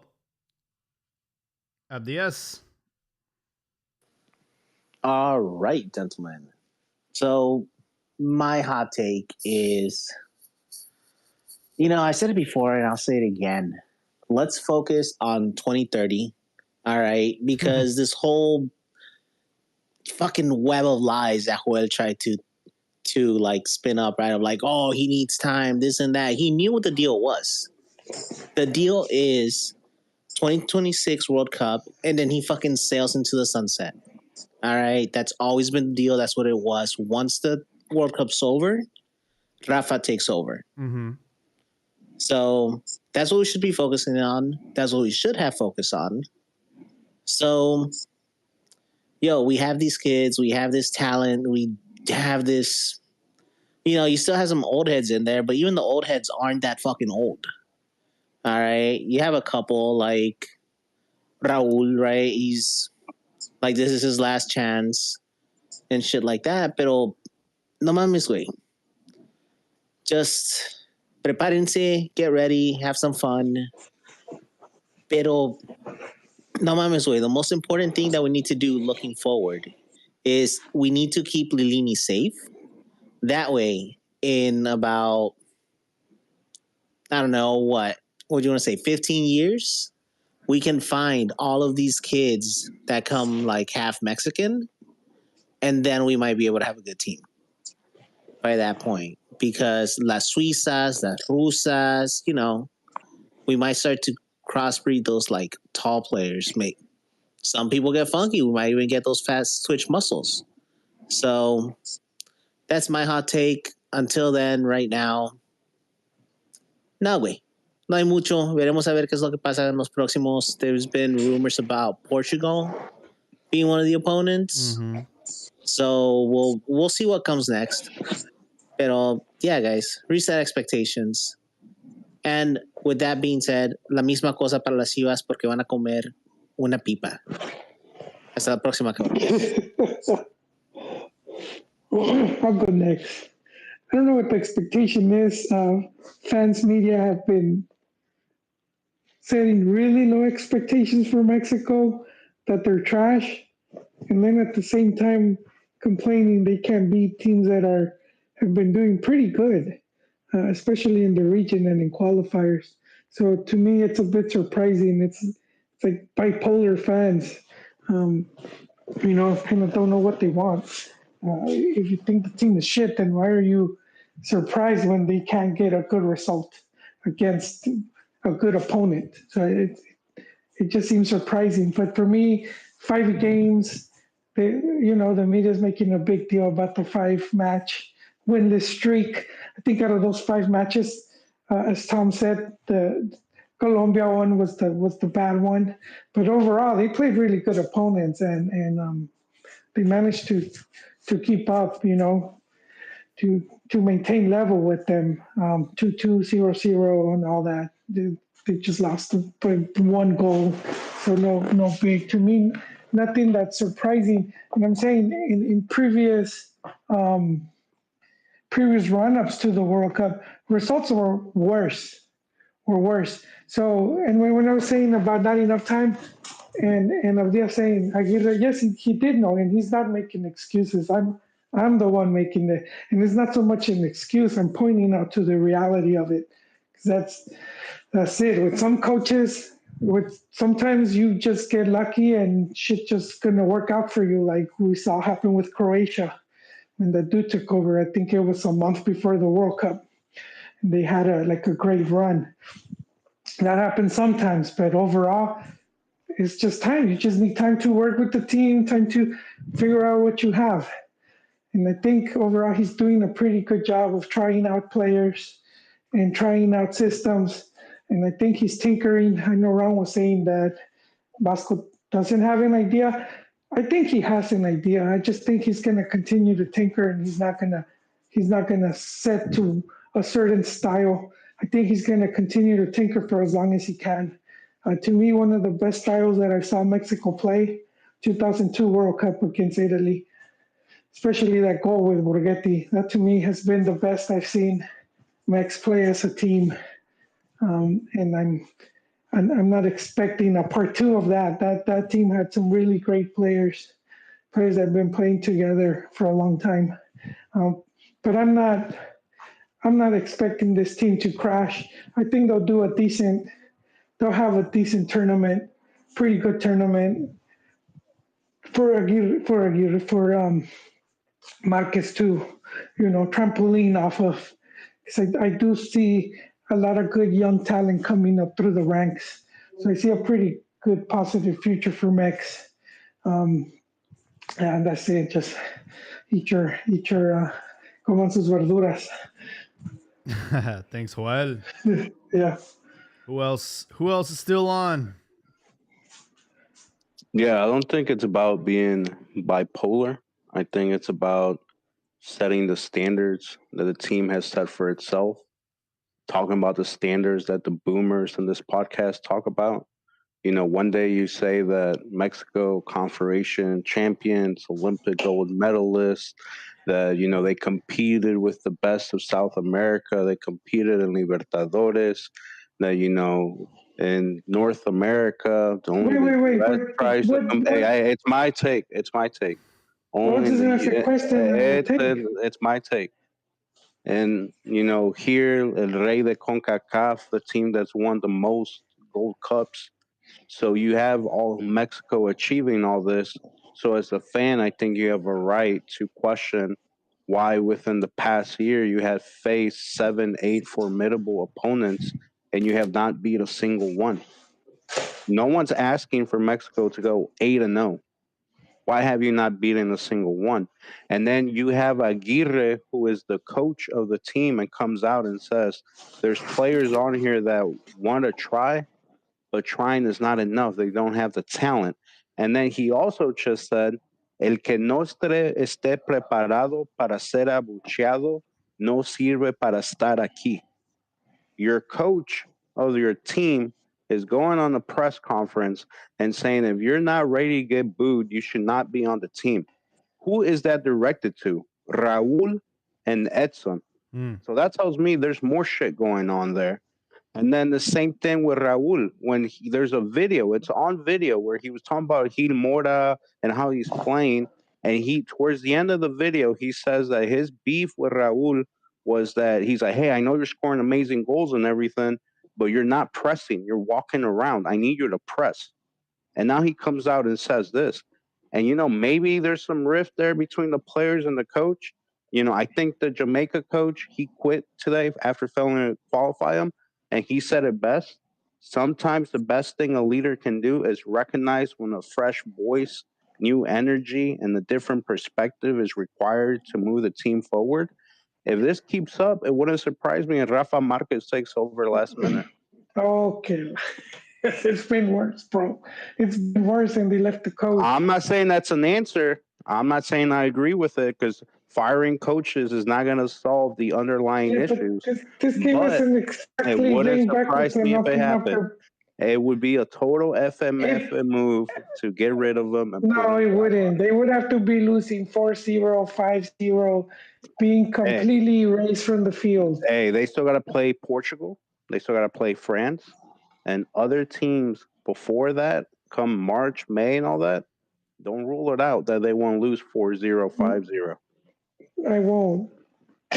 It's not.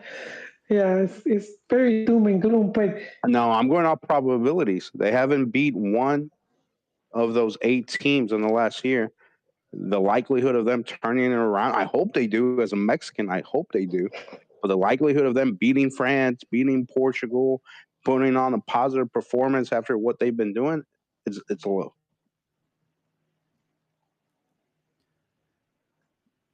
Fair enough.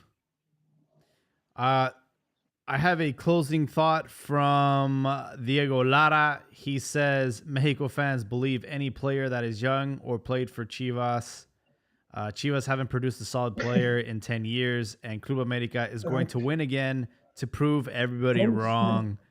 Guys, I think Ricky's still alive. He's just using this Diego Lara guy as a puppet. I agree, because who's America using right now from as Fuerzas Básicas to win? Yeah. Sendejas is their best Mexican player. He's not from their cantera. Fidalgo's not from their cantera. Mm-hmm.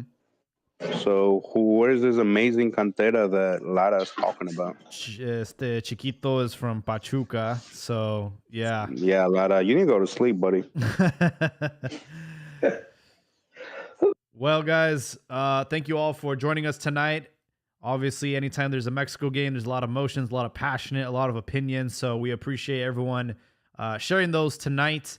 For those that are going to listen to the recording tomorrow or later this week, thank you guys for your ongoing support. And yeah, we are going to be back in Liga MX action starting on Thursday. So looking forward to those matches and figuring out what these Liguilla matches are going to look like. Obviously, we're also looking forward to the Chivas versus Chemos match. Should be a good one. But thank you all for joining us tonight, and we'll catch you on the next one. Good night.